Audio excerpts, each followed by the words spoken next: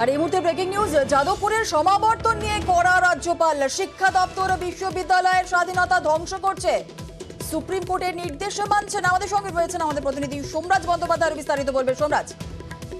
দেখো, কিছুক্ষণ আগে রাজভবনের তরফে ফের বিবৃতি জারি করা হলো যাদবপুর বিশ্ববিদ্যালয়ের সমাবর্তন নিয়ে। প্রথমত রাজ্য সরকারকে কড়া সমালোচনা করলে কার্যত রাজ্যপাল সিভি আনন্দ বোস, যেখানে রাজভবনের তরফে বিবৃতি দিয়ে বলা হচ্ছে যে ইউজিসির রেগুলেশন এবং সুপ্রিম কোর্টের রায় রাজ্য সরকার মানছে না এবং সুপ্রিম কোর্টের রায় অনুযায়ী রাজ্য সরকার বিশ্ববিদ্যালয়ের যে অটোনমি বা স্বশাসন সেখানে হস্তক্ষেপ করতে পারে না। পাশাপাশি তিনি এটাও বলেন যে রাজ্যপাল যখন দায়িত্ব নিয়েছিলেন, অর্থাৎ তিনি যখন দায়িত্ব নিয়েছিলেন তখন রাজ্যের সব উপাচার্য পদত্যাগ করেছিল, কারণ তাদের নিয়োগ ইউজিসির আইন ও সুপ্রিম কোর্টের নির্দেশ অনুযায়ী ছিল না। রাজনীতি কোনোভাবেই বিশ্ববিদ্যালয়ে প্রবেশ করতে দেওয়া হবে না, তাও ফের বিবৃতি দিয়ে স্পষ্ট করলেন রাজ্যপাল। এবং কেন বুদ্ধদেব সাউকে সরিয়েছেন সে কথাও স্পষ্ট করে রাজভবনের তরফে বিবৃতি জানানো হয়েছে। তিনি যেহেতু আইন মানেননি তাই জন্য তাকে সরানো হয়েছে।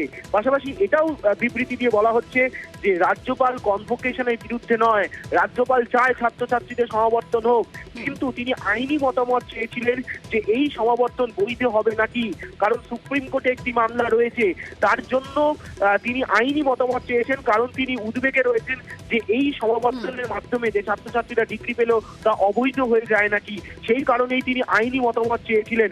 সব মিলিয়ে রাজ্য সরকারকেও কড়া বার্তা দিলেন রাজ্যপাল সিভি আনন্দ বোস যাদবপুরের সমাবর্তনকে কেন্দ্র করে, এবং তিনি বিবৃতি দিয়ে জানালেন যে রাজ্য সরকার বিশ্ববিদ্যালয়ের স্বশাসনে হস্তক্ষেপ করছে, সুপ্রিম কোর্টের রায় এবং ইউজিসির আইন মানছে না রাজ্য সরকার।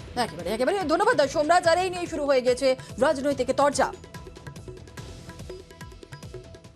অ্যাপয়েন্টিং অথরিটি রাজ্যপাল, কোর্ট বারবার প্রমাণ করে দিয়েছে supreme court of the matter গেছিল।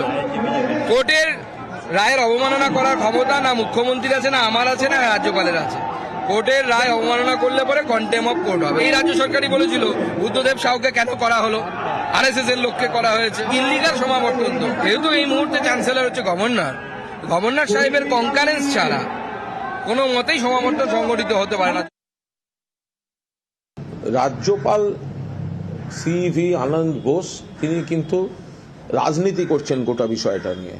তিনি যে সুষ্ঠুভাবে যে শিক্ষা পদ্ধতিটা চলছিল সেই জায়গাটায় অহেতুক বিরোধীদের উদ্দেশ্য সাধনে জলঘোলা করার জন্য এই কাণ্ডগুলো করছেন। সুষ্ঠুভাবে যেটা হওয়ার কথা, যেটা হচ্ছে, রাজ্যপালের উচিত সেটা হতে দেওয়া।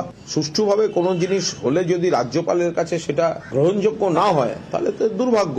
তিনি নিরপেক্ষ এবং সাংবিধানিক যে পদে রয়েছেন তার প্রতি সুবিচার করছেন না। রাজ্যপালকে বলবো যে সানগ্লাসটা পরে তিনি সবসময় থাকেন সেটা খুলে সাদা চোখে নিরপেক্ষভাবে পরিস্থিতি দেখতে। ওই চশমা পরে থাকলে কিন্তু আসল জিনিস দেখা যাবে না।